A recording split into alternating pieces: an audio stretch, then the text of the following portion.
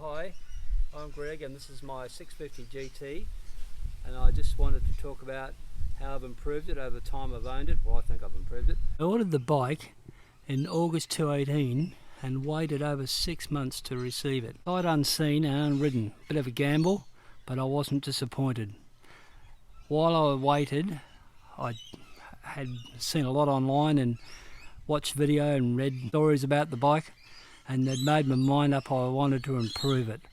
So the first thing I did was ask the dealer to take the Pirellis off, and I put Metzlers on. I never rode the Pirelli, so I can't compare, but I've been pretty happy with the Metzlers. The next thing I did was I decided I needed to improve the suspension from everything I'd heard. So I pulled the front forks out, pulled them apart, and with the help of a suspension shop, I changed the internals, I changed the springs, and also we changed the setup from a damper rod, which is pretty old school, to these emulator valves, which converts the fork to a cartridge style setup. Lines, it seems to work.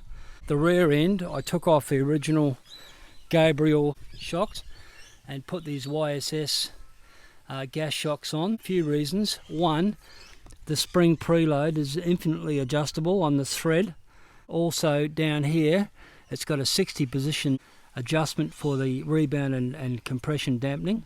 Other thing is bearing mounts, not rubber bushes. Also, with this Hyper Pro steering damper, specifically made for the bike, I think I've got the handling better than what it was. The next thing in my mind was the brakes. The brakes weren't bad. What I had decided initially was to put different calipers on. That is a 4-pot racing caliper, and I've got a 2-pot same brand to go on the back.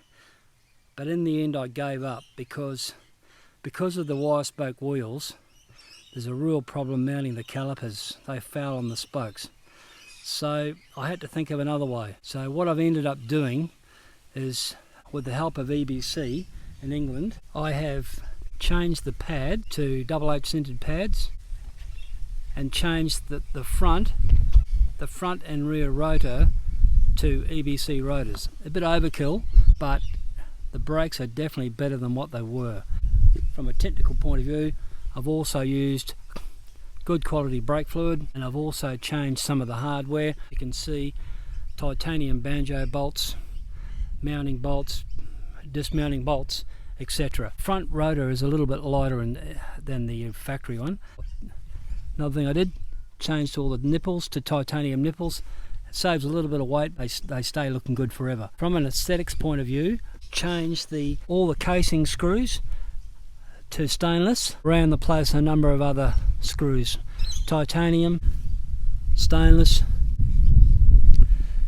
titanium up here, or aluminium where the mirrors were, titanium back here, titanium here, so on. Around the bike I've done that quite a lot. The titanium hardware saves a little bit of weight. Also changed the battery to a lithium. That saves a bucket load of weight, between 2 and 3 kilos. More cranking amps, more power, and a hell of a lot lighter. Another area where I've saved weight is I've put these S&S mufflers on, and in behind here there's an S&S air filter kit. The mufflers save quite a lot of weight. I wouldn't say it makes a heap more horsepower, because I don't think it does, but it's definitely got more torque. So it's got a much nicer sound, so a good improvement. In conjunction with the mufflers and air filter kit, I've also fitted a booster plug.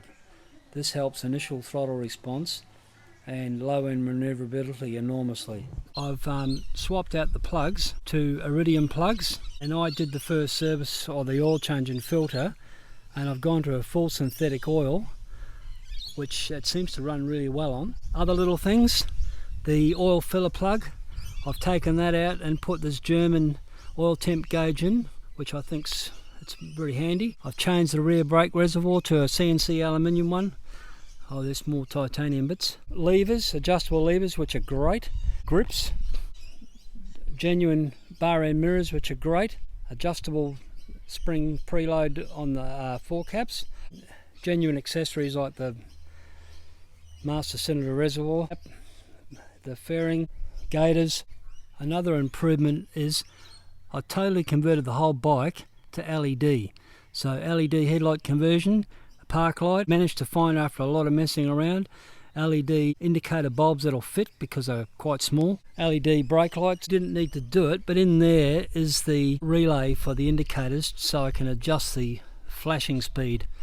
It wasn't too bad on the standard one, to be honest, which I probably shouldn't have.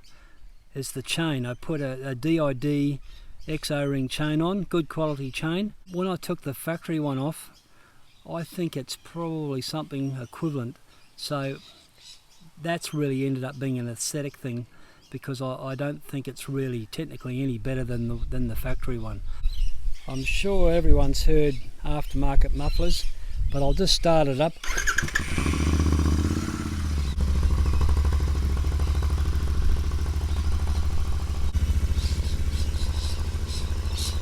Probably covers most things.